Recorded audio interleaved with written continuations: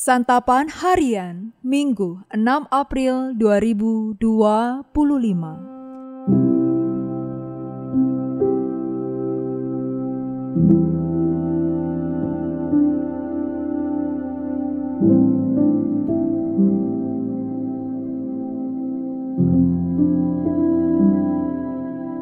Inilah program Santapan Harian, sebuah program yang mengajak Anda menelusuri isi Alkitab, agar Anda menemukan makna firman Tuhan sesuai dengan konteksnya. Santapan Harian tertuju bagi Anda yang ingin memiliki kehidupan rohani yang segar, kuat, dan sigap.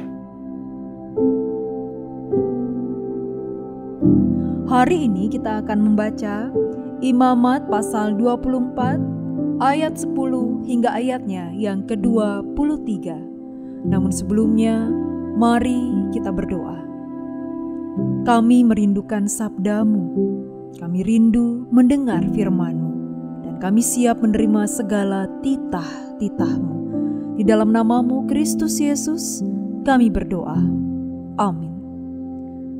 Imamat 24 ayat 10-23. Pada suatu hari seorang laki-laki yang ibunya orang Israel sedangkan ayahnya orang Mesir datang di tengah-tengah perkemahan orang Israel, dan orang itu berkelahi dengan seorang Israel di perkemahan. Anak dari perempuan Israel itu menghujat nama Tuhan dengan mengutuk, lalu ia dibawa kepada Musa. Nama ibunya Selomit binti Dibri dari suku Dan. Ia dimasukkan ke dalam tahanan untuk menantikan putusan sesuai dengan firman Tuhan. Lalu berfirmanlah Tuhan kepada Musa, "Bawalah orang yang mengutuk itu keluar perkemahan, dan semua orang yang mendengar harus meletakkan tangannya ke atas kepala orang itu. Lalu seluruh jemaah harus melempari dia dengan batu. Engkau harus mengatakan kepada orang Israel demikian, setiap orang yang mengutuk Allahnya harus menanggung dosanya sendiri. Siapa yang menghujat nama Tuhan harus dihukum mati, dilempari dengan batu oleh seluruh jemaah. Baik pendatang maupun warga asli, bila ia menghujat nama Tuhan, harus dihukum mati. Apabila seseorang membunuh seorang manusia, ia harus dihukum mati. Siapa yang membunuh seekor ternak harus membayar gantinya seekor ganti seekor. Apabila seseorang membuat sesamanya cacat, maka seperti yang telah dilakukannya, begitulah harus dilakukan kepadanya. Patah ganti patah, mata ganti mata, gigi ganti gigi. Seperti ia membuat orang lain cacat, begitulah harus dibuat kepadanya. Siapa yang membunuh seekor ternak, ia harus membayar gantinya. Tetapi siapa yang membunuh seorang manusia, ia harus dihukum mati.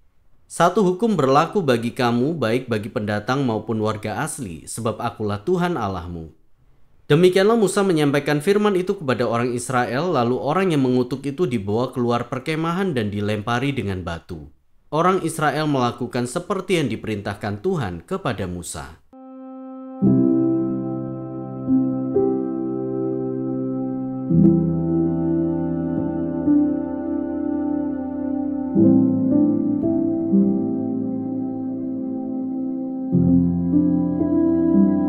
Sahabat Santapan Harian, dalam keseharian hidup kita seringkali tidak menyadari betapa pentingnya kekudusan Allah.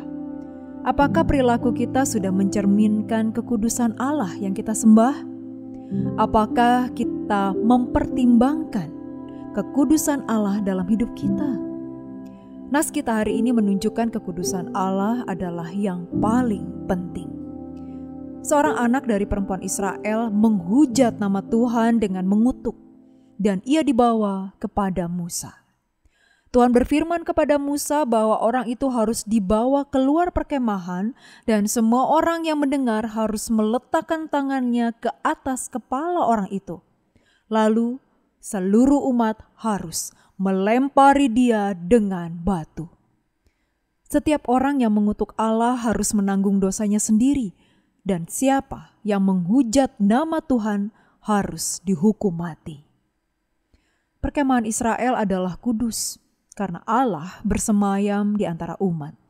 Karenanya orang itu dibawa keluar perkemahan untuk dihukum mati supaya tidak menajiskan perkemahan yang kudus.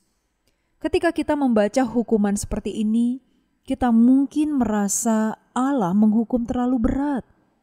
Itu karena kita tidak mengerti betapa pentingnya kekudusan Allah. Kita menganggap nyawa manusia lebih penting daripada kekudusan Allah, dan karenanya tidak suka dengan hukuman mati seperti itu.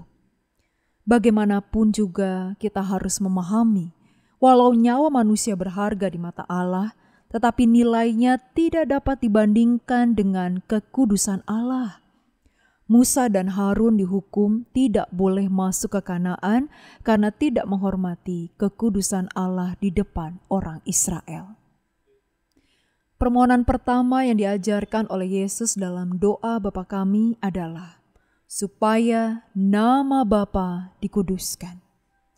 Allah kita kudus dan kekudusannya harus menjadi prioritas utama dalam hidup kita. Dalam setiap keputusan yang kita ambil, kita harus mementingkan untuk menghormati kekudusan Allah daripada mencari keuntungan diri. Hanya dengan demikian kita dapat berkenan kepadanya. Mari kita berdoa. Bapa di surga, tolong kami agar selalu menyatakan kebenaran dan berlaku jujur. Tolonglah agar hidup kami mencerminkan kekudusan-Mu dan memancarkan terang-Mu, agar bisa dilihat oleh semua orang. Tolong kami menjalani hidup yang bersih. Di dalam kasih-Mu Yesus, kami bersembah. Amin.